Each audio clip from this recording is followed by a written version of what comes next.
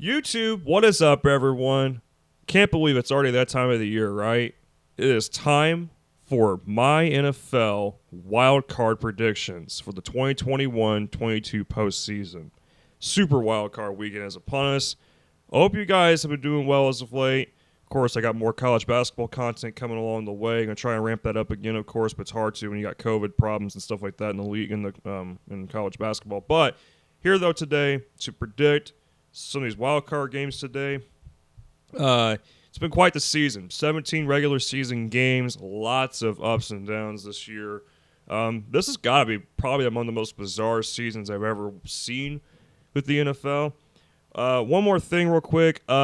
This mic setup, I know, it looks stupid to some, but hopefully by March Madness, when I do my March Madness picks overall, I have something better than this. So the camera also might glitch a little bit. For some reason, it wants to do that, but let's get into my picks, shall we? Let's kick things off on Saturday the 15th at 4:30 p.m., where the 4th-seeded Cincinnati Bengals are going to host the 5th-seeded Las Vegas Raiders. As we stand, Cincinnati is -5, or favored by 5 points at home. Cincinnati finished the year 10-7. I mean, this has to be among my surprises of the year for sure. It's kind of crazy how this team. I'll just double check it real quick, make sure I don't have to restart, but we're good. Anyway, it's kind of crazy how this team this year has rebounded from last year, especially with Joe Burrow. The ACL tear, of course, and he goes on to have a really fantastic year. He did throw like 14 interceptions this year, but I think in the last few weeks, along with him and that Cincinnati offense, it's been incredible to watch. Jamar Chase, by far the best rookie wide receiver this year. I don't think it even comes close at this point. I know Jalen Waddle was great too in Miami, but come on. Jamar Chase was the guy this year in terms of rookie wide receivers. I mean, Joe Mixon getting in on the action too. Arguably could have been his best season of his career for sure. He was having some really good games too. The Cincinnati defense is of concern for me personally. Cincinnati's defense at times has been suspect, especially I think his name's Logan Wilson. Losing him did not help. At times, Cincinnati's defense has blown a lot of yardage. Then you got the Raiders. Oh my goodness. This team is the definition of how in the hell did they make it to the playoffs? Seriously. 10-7. You start the year like, 4-0 or something like that. Then Gruden has to resign. The email stuff, and then Bisaccia takes over. Okay, Raiders are doing good again. Okay, see them get back on track. Then they tank really badly. Henry Ruggs situation happens. Several Raiders players having, I don't know what it was this year. Like the Raiders, I don't understand. I don't know how to explain it, to really be honest with you. But in the last few weeks, they've caught fire. You had the passing of John Madden. John Madden, of course, was the head coach of the Raiders in the 70s. He won a Super Bowl with them. You can definitely tell his spirit was with the Raiders because in the final couple of weeks, the Raiders came to play. They beat the Colts, then they beat the Chargers in what was an insane Sunday night game. Derek Carr at times looked pretty bad this year, but when he's on his A game, you can see when he's on his A game, he's actually really dangerous. The dude can really play. I definitely like the combo of him and Renfro. Renfro's a really good receiver. Darren Waller, is he going to be healthy? I don't think he's even played in a minute. He got hurt in the Dallas game. Josh Jacobs is underrated in my opinion. I do like the Raiders running game. He can go off. It's kind of similar with the Bengals. I mean, both these teams have good running backs. The Raiders defense is also of concern for me. They played a lot of zone towards the end of the Chargers game, of course, because they're trying to stop the pass. But they got burned a lot. But, a lot of it because, too, Herbert's ridiculous. Herbert's definitely a part of the future in this NFL. Like, he's a stud. But the Raiders' defense in the last couple of weeks has come alive again a little bit, especially with the pass rush. Max Crosby. At one point, this whole defense was, non-existent. So now what we're seeing here is the Raiders on an emotional run against a Bengals team that had their quarterback at the very least rested. I think some other players rested as well. So you got a short turnaround week against a rested team. A lot of people usually take the rested team. Not going to understand that. But listen, Joe Burrow did get hurt in the Chiefs game. Is he going to be 100%? Maybe, maybe not. I don't know. But he was hot in those two games there, Ravens and Chiefs. It's a tricky game. I think it's going to be lower scoring. These two teams actually played each other earlier in the year. Cincinnati beat them up, actually. It was close to the beginning, then Cincinnati kind of took off. Joe Mixon ran all over them. The Raiders can't stop the run. Cincinnati can too to an extent. I don't know, man. I got a funny feeling the Raiders are taking this one. I do have an upset. The Raiders, I'm telling you, when teams get on that roll near the end of a season, it's scary. I've seen it happen before. The Bucs did it last year. I'm not saying the Raiders are a Super Bowl team by any stretch of the imagination, but I think the Bengals are going to come out in this game a little flat. We'll see how it goes, though. This is going to be a close one. I think you're probably going to be like one of those things of who's going to win this game, like throughout, because it's going to be probably a pretty close game. We'll see, though. We'll see. Next game, the 3-seeded Buffalo Bills will take on the 6-seed New England Patriots at 8:15 p.m. on NBC. No, the first game is on NBC. This one's going to be on CBS. Yeah, Buffalo favored by 4 at home. Buffalo 11-6 this year. Kind of hard to figure this team out. You know, they started off the season with a loss to the Steelers. But then they kind of got on track. They were bombing teams, but these teams weren't that good. Then they beat the Chiefs up. Chiefs weren't even in full form at that point. Then they lost to the Titans. They should have never lost to the Titans. That was a dumbass decision they made at the end to go for on a 4th down when you're within the red zone. Oh my God. I don't understand that decision at all. Still boggles my mind. Then they lost to Jacksonville. Lost to the Colts. Lost to Tampa Bay. After that, and they lose to New England in the windy game. One goes for like 50 miles per hour in that game. Then the Bills finally start turning things around. Josh Allen starting to make better plays. I will say, though, Allen this year has made some stupid mistakes. When under pressure, Allen throws interceptions. He threw 3 picks in the Atlanta game just like 2 weeks ago. It's like, oh my gosh, dude. The Bills' defense statistically is the best in the NFL. Statistically. I don't think they're a top 5. Personally, in my opinion, they're not a top 5 defense. I think they're they have a good defense. It isn't elite, though. But I will say, though, they have played well without Tre'Davious White. I forgot he had a season-ending injury on Thanksgiving night. I think it was Thanksgiving night. I'm not sure. Somewhere in that time frame. But statistically, the Bills have the best defense. A lot of that attributes to a weaker schedule, a little bit towards the first half of the year especially. Then you got New England. Where did this team come from? 10-6. I don't think a lot of people expected New England to do a whole heck of a lot this year. But Bill Belichick is literally the reason why this team's 10-7, because he knows how to coach. He's got this team on. He has everything figured out. Mac Jones played. To start the year, he was shaky, of course. You know, rookies, usually it's shaky and whatnot. They were like 2-4. Then they went on a 7-game win streak. They were looking pretty good. Ignore my phone buzzing. My phone's going off at the worst time. Yeah, they were at one point the number 1 team in the AFC. Then they kind of crumbled a little bit after they lost to the Colts. And then they didn't end the year too well. They lost to the Dolphins. They actually lost to the Dolphins twice this year. A little shocking. I thought they would have split the season, but we knew that the magic of with Mac Jones was going to rust off at some point. The running game's good. I like Ramondre Stevenson. I will say he can definitely do some things. He's a physical running back. The Patriots defense, I like their pass defense, not so much their run defense. I never had an issue with their pass defense. I mean, they got some great backs, especially J.C. Jackson, especially in the backfield, making some key plays. But with this being, I think too, if I'm correct on this, or if memory serves me correct, this is the first time these two teams are facing each other in the postseason. Yeah, they've never faced each other. Buffalo and New England haven't. But listen, you're going into a hostile environment. The Buffalo crowd in the playoffs is a whole nother crowd. They are electric. They're going to be loud. Also, the forecast. It is going to be very cold. I think the kickoff temperature is going to be like in the single digits.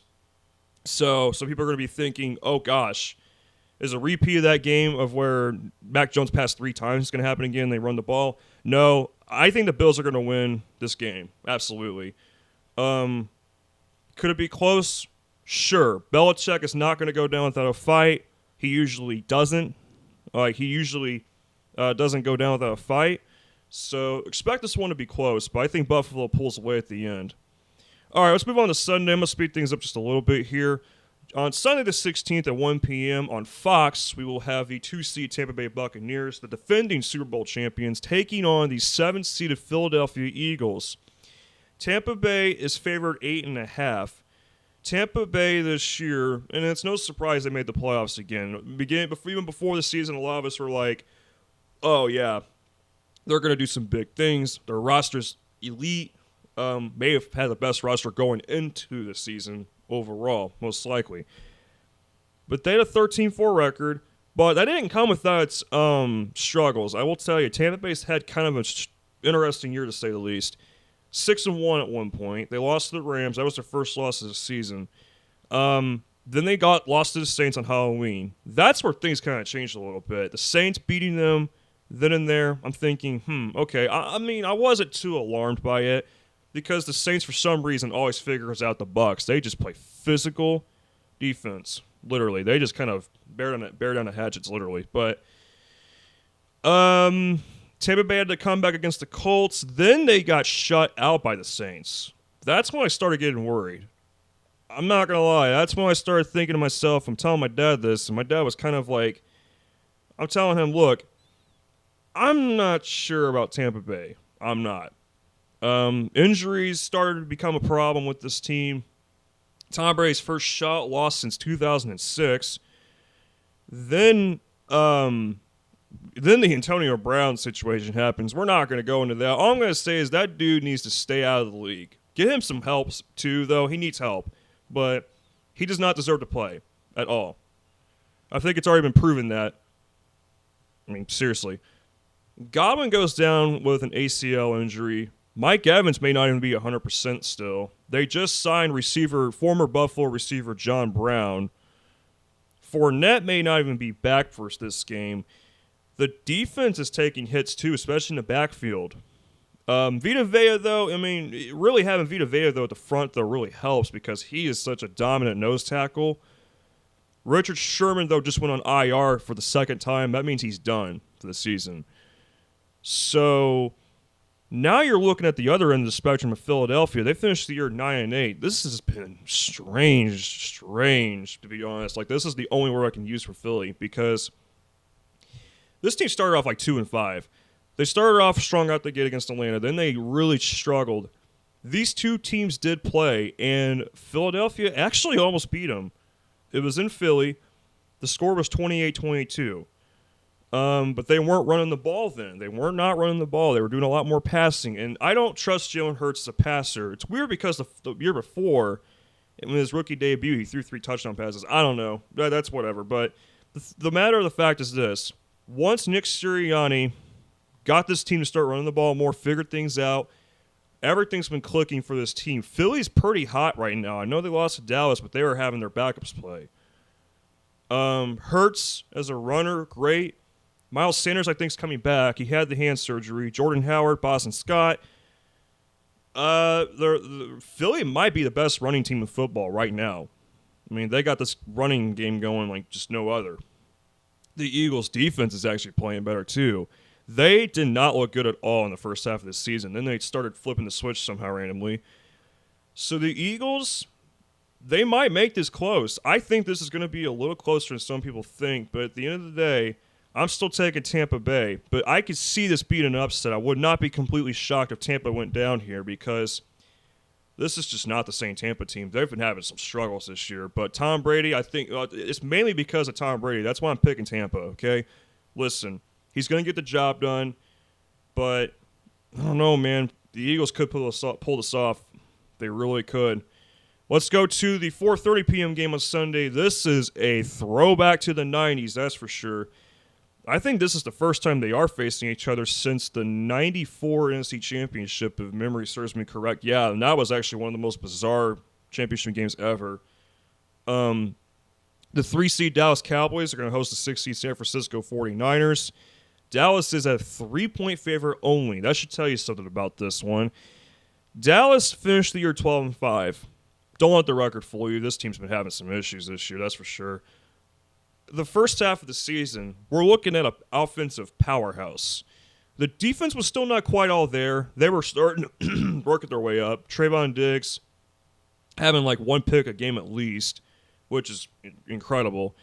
It's a rare streak to go on. He had about one pick a game, I should say. Prescott playing well. Then he got injured. Then he comes back. He did not look too good for a while there. That's when I started to get real concerned. That's when Dallas started becoming a defensive team. And Micah Parsons, Randy Gregory, trying to get these defensive guys to really step up to the plate.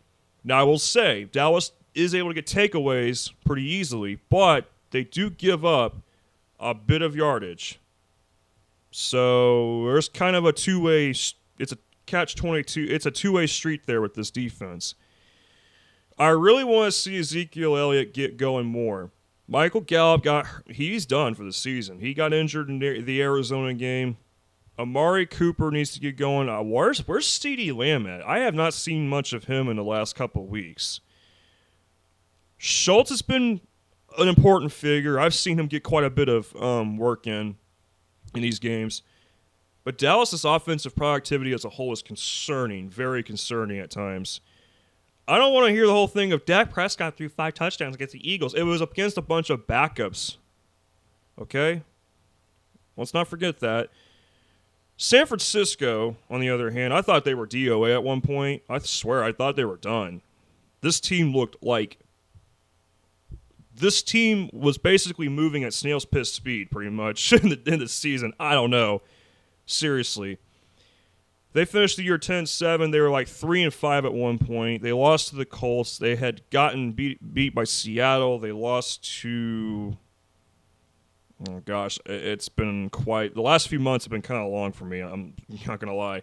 A lot's happened. But either way, you get the point. San Francisco was struggling a lot. Injuries became a concern again. That was one of the big concerns going into the year. San Francisco's health. Could they keep this team healthy? And for the most part, no. They've been having a lot of injuries. Steve Ford on IR. Eli Mitchell going on IR at one point. Both Garoppolo and Lance getting hurt at one point at the same time, which is great. Sarcastic, obviously. Not great at all. But then San Francisco all of a sudden turns it up. Why? Deebo Samuel. Deebo Samuel turns his team around. He a dual threat for sure. A running back, running and a receiving threat. And then you got George Kittle coming off IR. He just explodes out the gate. This dude just beats up everybody on the field pretty much. But Kittle, him coming back too, really amplified this team. Garoppolo has been untrustworthy at times. And I don't know if he's under 100% because he has that thumb injury still, I think. I think it's on his throwing hand too. Either way, regardless... San Francisco's defense has played better, a lot better, in the last several weeks. Nick Bosa is really a key proponent on that defensive line. Because no D Ford, it makes it a struggle for sure. We got Brandon Ayuk, too, on the 49ers as well. This is going to be a really interesting game. Dallas does not like these kind of teams. I've noticed this. Arizona... With how dynamic their offense is with Murray, yeah, Dallas got thrown off by that. I mean, Dallas tried to come back, but they lost. San Francisco's going to pose a problem for them, and I'm a little concerned. A lot of people aren't really, I don't know. It's a split. I'm seeing half people take 49ers and half people taking the Cowboys. Yeah, you know what? I'm taking an upset here. Because Dallas is scaring me. They really are. I think I'm a little too spooked at this point by them. Not liking it too much. Not liking it too much. This can go either way. I expect this game to be gritty, very gritty. This is gonna be a physical run smash mouth game, especially for the 49ers. They love to run the ball. They love to just run the damn ball down your throat. Shanahan is just digging in the trenches kind of game. Probably is what this is gonna be. But Dallas has got to get this damn receiving core woken up a bit more too, with CeeDee Lamb especially. So there's that. Should be interesting. Then you got the Sunday night game. The Kansas City Chiefs hosting the Pittsburgh Steelers. Oh my gosh. Kansas City is favored 12.5 in this game. Let's start with Kansas City. So they finished the year 12-5. This game will be on NBC. The Dallas game is going to be on CBS. Kansas City, the 2 seed, finished the year 12-5. You know, they started off not too good. They started off 2-4. They got throttled by Tennessee. They've lost 27-3. In the Mahomes era, you hear of that, you're thinking, what the hell happened? Did Mahomes play? He did play in that game, obviously, yeah. And they got beat up. They got pushed around in that game. Then Kansas City just roars to a 9-game win streak. I will say Albee got a little lucky with a couple of those too because of Aaron Rodgers testing positive for COVID and then Amari Cooper testing positive for COVID at the worst time. So Kansas City got some little bit of luck on their side with that, I will say. Then they lost to Cincinnati. That was a crazy game, back and forth. Kansas City was up by double digits, actually. Hill and Kelsey both got hurt against Denver in this past Saturday, but I think they're good to go. They're not on the injury report anymore from last night. I wanted to double check that with last night. It's important for this game, especially. Yeah, the Chiefs' defense this year, I trust their forefront more, I guess. I don't know. I'm still not totally buying this Chiefs' defense. The backfield, they've been getting burned. They got burned in the Cincinnati game. Jamar Chase just owned the defense. 266 receiving yards. Ouch. But Kansas City, though, back to form in some ways, and in some ways I'm not quite feeling them as I used to. Mahomes at home in the playoffs, hard to bet against that, though. Pittsburgh, you want to talk about luck? This is the definition of luck right here. Seriously. 7-seed Pittsburgh, 9-7-1. I swear, I thought they were missing the playoffs. What happens? They somehow managed to get in. I don't know how they freaking did it. They beat Tennessee. They almost beat Minnesota. They're winning some of these games, and it's like they beat the Browns twice. They beat the Ravens twice, which is crazy. They just couldn't beat the Bengals.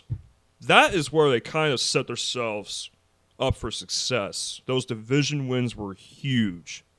Those divisional games were huge for them. Well, because beating Baltimore the second time knocked them out of the playoffs, pretty much. Colts losing, we are not talking about that. I'll tell you that right now. I'm very upset with that. Of course. Then the Raiders and Chargers game did not want that to end in a tie, so the Raiders won, and of course Steelers are in. Roethlisberger's last go. He said that this is likely his last season. Oh my gosh, the Steelers' offense is like watching paint on a wall dry. I'm not even joking. This is one of the worst offenses actually in the league. Najee Harris, though, kind of a saving grace. He's done some good things, but the passing game sucks, okay? It doesn't help, too, that Smith-Schuster's done. He hasn't been able to play in a while because he's injured. Claypool's been, up and down. I don't know how to explain it. It's the Steelers' defense. T.J. Watt, Minka Fitzpatrick. T.J. Watt has had a very memorable season. It's going in the record books. I don't recall if I know he tied the sack record in a single season of 22.5 sacks. which is Michael Strahan's record. I don't know if he broke it officially or not, because after that Colts game, I was turned off mentally for most of the day, or for the rest of the day, I should say. But either way, Steelers are a bit lucky to be at this point. Now you have to go on the road to a team that beat your ass a couple weeks ago, 36-10. This is going to be pretty. To be honest, man, I think you know what? This kind of feels like a little bit like the Jaguars-Colts game, just a little bit, because with the Colts, it's like, oh yeah, we should win this game. With Kansas City, oh yeah, we should win this game. But what if you guys don't win this game? What if Kansas City actually manages to lose? You're looking at an inferior opponent, of course, and it's like, You know, I was going to take the upset here, but I can't. After looking at the injury report, I'm taking the Chiefs. I think this will be closer than their first game. I think in the end, though, the Chiefs pull away. Najee Harris did not practice Wednesday. Ben Roethlisberger was a limited participant. I think Roethlisberger's been hurt all year. This dude's always hurt during the season, which is, I guess it's a common theme now. If Najee Harris is not playing, that's going to hurt them a bunch.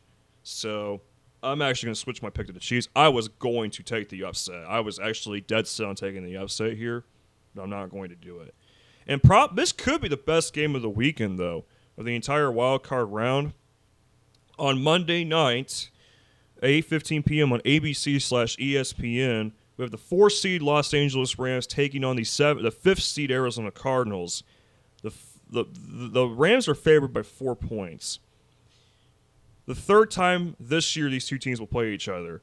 The Rams finished the year 12-5. The Rams, it's a migraine figuring out this team, because they started the year 7-1. They looked really good. Stafford playing well. They did get beat up by Arizona in week 4. That was a beatdown. But then they lost to Tennessee. Then they lost to the 49ers. Then they lost to Green Bay. They're losing these games just straight up in a row. Stafford looks like trash. That was right before, or that was all right around the time when they acquired Von Miller and Odell Beckham Jr. I'm just thinking, man, they're throwing all the marbles in the basket for this damn season, because, of course, the Super Bowl is in L.A. It's where the Rams and Chargers play this year, SoFi Stadium. So the Rams are shaky as hell going into December. They beat the Cardinals. That was a huge win. They needed that win. They couldn't even beat the 49ers this season. They got swept by the 49ers. Rams choked that game away. Stafford and his interceptions are killing me this year. He's been throwing pick sixes lately. It's not looking too good with Stafford. I mean, he hasn't even won a playoff game yet. By the way, too, they escaped the Ravens. I don't care what anybody says.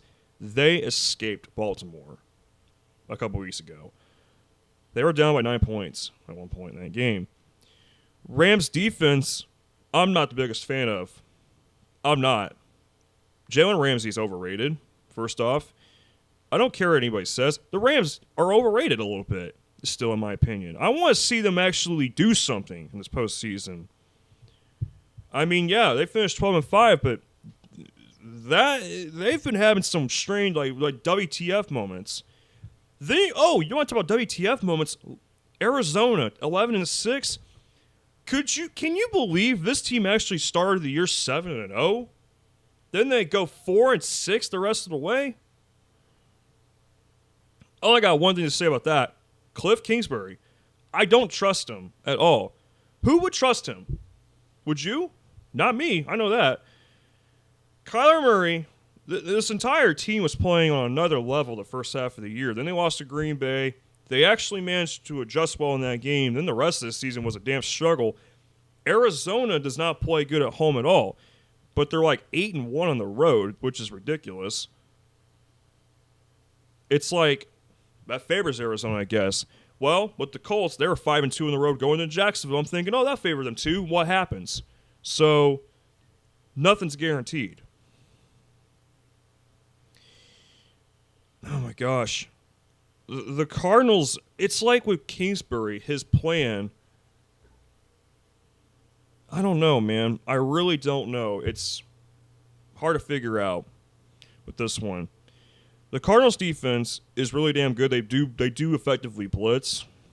I've noticed they love to get physical, especially with that. Their backfield is kind of concerning though.